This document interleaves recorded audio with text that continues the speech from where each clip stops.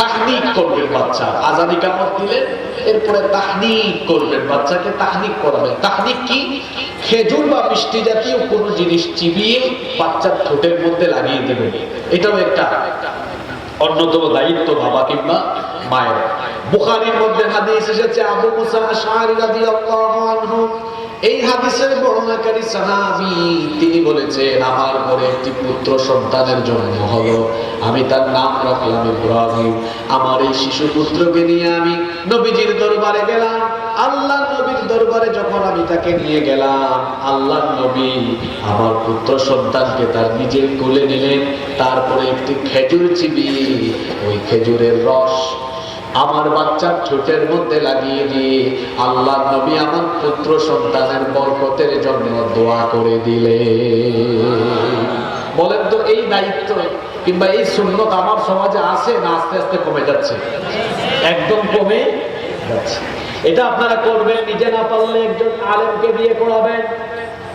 4 number. 5 number হলো আপনার বাচ্চার জন্য 5 নাম্বার দায়িত্ব হলো বাচ্চার দুধ পানের ব্যবস্থা করতে হবে। এটা বিশেষ করে মায়ের দায়িত্ব। সন্তানের জন্ম হলো 5 নাম্বার দায়িত্ব পালন করবেন, সন্তানকে বুকের দুধ পান করাবেন।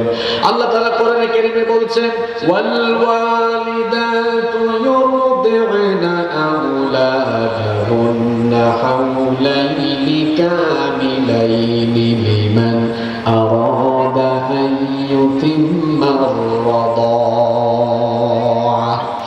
আর নারীদের দায়িত্ব হলো যারা পূর্ণ মেয়াদ পরিপূর্ণ করতে চাইবে তারা তাদের সন্তানকে যেন কমপক্ষে 2 বছর বুকের দুধ পান করায়। আহারে, আজ আমার দেশের অনেক মহিলারা, বিশেষ করে আমি জানি না গ্রামাঞ্চলে আছে কিনা, শহরাঞ্চলে দেখা যায় অনেক নারীরা তাদের ফিজিক্যাল ফিটনেস ধরে রাখার জন্য সন্তানকে বুকের দুধ না খাইয়ে সন্তানের এই দুধের হক নষ্ট করে সন্তানের উপর জুলুম করে। এমন মহিলা আছে না নাই? এমন পিতাও আছে। শুধু ওই মহিলার দোষ দিয়ে লাভ নাই, তার স্ত্রীকে বলেছে বাজার থেকে এনে এনে বাহিরের দুধ খাওয়াবো, বাচ্চাকে এত দুধ খাওয়ানোর দরকার নাই, তুমি তোমার নিজের প্রতি মনোযোগী হও। এরকম অনেক স্বামীও আছে। আহারে, বাচ্চা জন্মের পরে বিশেষ করে মায়ের বুক থেকে যে শাল দুধ বের হয়, আজকে চিকিৎসা বিজ্ঞান একই কথা বলছে, এই শাল দুধ বাচ্চার জন্য কত উপকারী, কত ইফেক্টিভ। গ্রামে গঞ্জে অনেক মহিলারা এটা ফেলে দিয়ে খাওয়ায় না, অথচ বাচ্চা জন্মের পরে প্রথমে যে শাল দুধ বের হয় এটা বাচ্চার জন্য এত উপকারী, এটা বাচ্চার জন্য এতটাই কার্যকরী।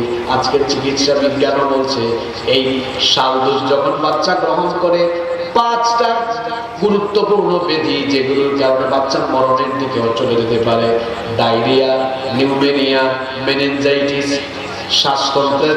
শ্বাসতন্ত্রের প্রবাহ, কান পাকা, এ ধরনের 5টা মারাত্মক ব্যাধি থেকে আল্লাহ তাআলা শাল দুধের মাধ্যমে বাচ্চাকে হেফাজত করে দেয়।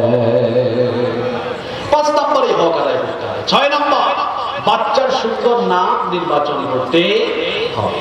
বাচ্চার সুন্দর নাম, অর্থবহ ইসলামী নাম রাখা, এটা বাবা মায়ের একটি অন্যতম দায়িত্ব। আমার দেশে, আমার সমাজে অনেক মুসলমান ছেলে মেয়েদের নাম শুনলে অনেক সময় খটকা লাগে, সন্দেহ লাগে যে এটা আসলে কোন জাতের, এটা কি মুসলমান না অন্য কোনো ধর্মের হতে পারে। এরকম নাম আছে না নাই? এখন এখানে কমন করতে পারে, ভাই কেউ রাগ করেন না, অনেকের নাম আছে বল্টু, মন্টু। মন্টু থাকতে পারে, এখানে থাকতে পারে পিন্টু, ঝন্টু, এরকম নাম আছে না? নাম আছে আকাশ, নাম আছে আগুন, নাম আছে ফাগুন। এগুলো কোনো নাম হইল? নাম রেখেছে সাগর, নাম রেখেছে কি সাগর। এই হলো নামের অবস্থা। মেয়েদের নাম নদী। নদী আছে নাকি আপনাদের এলাকায়? আরে বাপরে বাপ, খবরও আছে তাই না আপনাদের কাছে? সাগর, ছেলের নাম সাগর, বড় হওয়ার পরে টি শার্টের মধ্যে লিখেছে সাগরের বুকে নদী।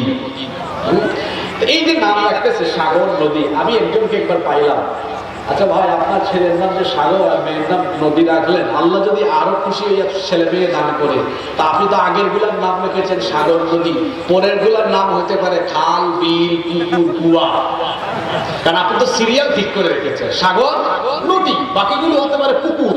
আপনারা পুকুর বলেন না পুষ্কুরি বলেন?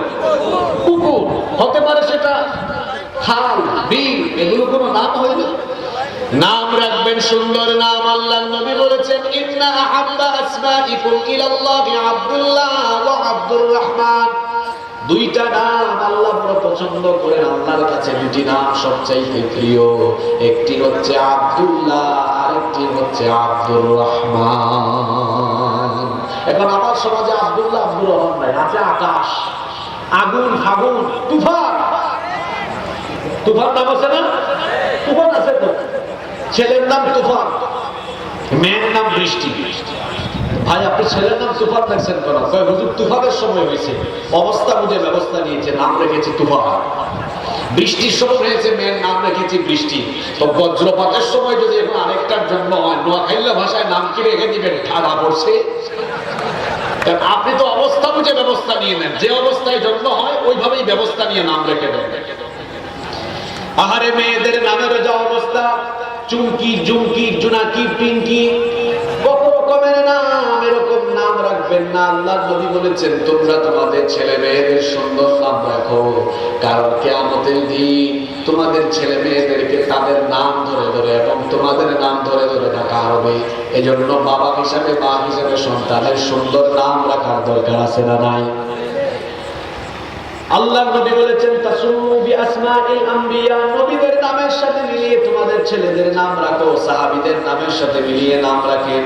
ছেলে হয়েছে নাম রেখে দেন মুসা, নাম রেখে দেন ঈসা, নাম রেখে দেন জাকারিয়া, নাম রেখে দেন ইয়াহইয়া, অথবা সাহাবীদের নামের সাথে মিলায়া রাখেন।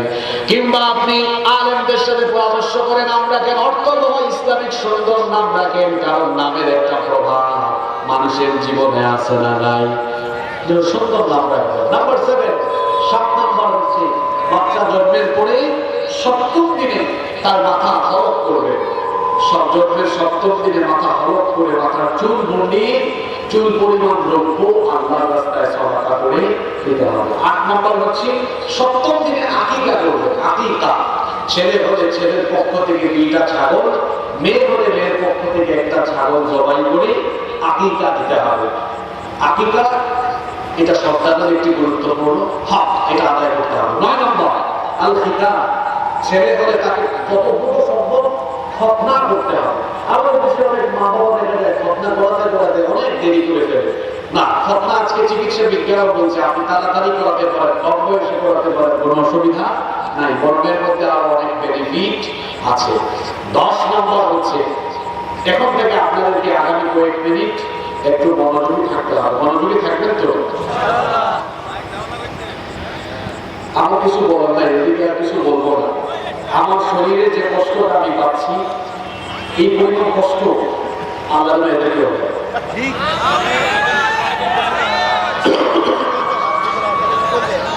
10 নম্বর আপনার সন্তানকে দ্বীনি শিক্ষা দেওয়া, এটা বাবা হিসাবে, মা হিসাবে আপনার অন্যতম দায়িত্ব।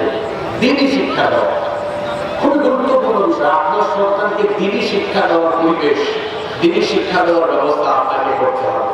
আপনার সন্তানকে অ আ ক খ এবিসিডি শেখাবেন পরে, আলিফ বা তা শেখাবেন সবার আগে। আগে আপনি তার হাতে কোরআন করে দিবেন, তখন আপনার এই সন্তান লাইনে থাকবে, আর বেলাইনে যাওয়ার কোনো সম্ভাবনা নেই। মাইকের কি সমস্যা হলো ভাই? আবার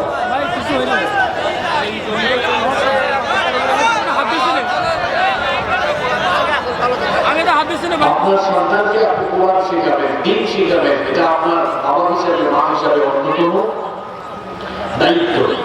আপনার সন্তানকে আপনি কোরআন শেখাবেন। বর্তমানে যে শিক্ষা কারিকুলাম, যে শিক্ষা ব্যবস্থা, আপনি যদি আপনার সন্তানকে প্রথমে দ্বীনি শিক্ষা না দেন, তাহলে আপনার সন্তান বিপথে চলে যাওয়া, নষ্ট হয়ে যাওয়া, চরিত্রহীন হয়ে যাওয়ার সম্ভাবনা কম না বেশি? অনেক বেশি। এজন্য সন্তানকে সবার আগে কোরআন শেখাবেন। আপনার সন্তানকে দ্বীনি শিক্ষায় শিক্ষিত করবে, সন্তানকে যখন কোরআন সুন্নাহর আলোয় আলোকিত করবে, এই সন্তান দুনিয়াতেও কাজে লাগবে, আখিরাতেও কাজে লাগবে। আপনার সন্তান যখন দিনদার হবে, আপনি মারা যাওয়ার পরে সন্তান আপনার জানাজায় নিজেই সেই ইমামতি করবে। আর এটা যে কত বড় একটি আনন্দের ব্যাপার, আপনি মারা যাওয়ার পরে অন্য কোনো আলেম যদি আপনার জানাজায় ইমামতি করেন, তার ভেতরে কোনো ফিলিংস কাজ করবে না। কিন্তু সন্তান যখন আপনার মা বাবার জানাজায় ইমামতি করবে, প্রত্যেকটা তাকবীর দিতে গিয়ে তার কলিজাটা ফেটে যাওয়ার মতো অবস্থা হবে, চক্ষু দিয়ে পানি বের হবে। সারা দুনিয়ার সকল সাগর মহাসাগরের পানি দিয়ে কবরে জাহান্নামের আগুন নেভানো যায় না, কিন্তু সন্তান যখন 2 ফোঁটা চোখের পানি ছেড়ে দেয়, সন্তান যখন 2 ফোঁটা চোখের পানি ছেড়ে দিয়ে পিতা মাতার জন্য দোয়া করে, ওই 2 ফোঁটা চোখের পানি নাকের ডগায় আসার আগে সন্তানের 2 ফোঁটা চোখের পানি দিয়ে আল্লাহ পিতা মাতার কবরের জাহান্নামের আগুনকে নিভায়া দেয়।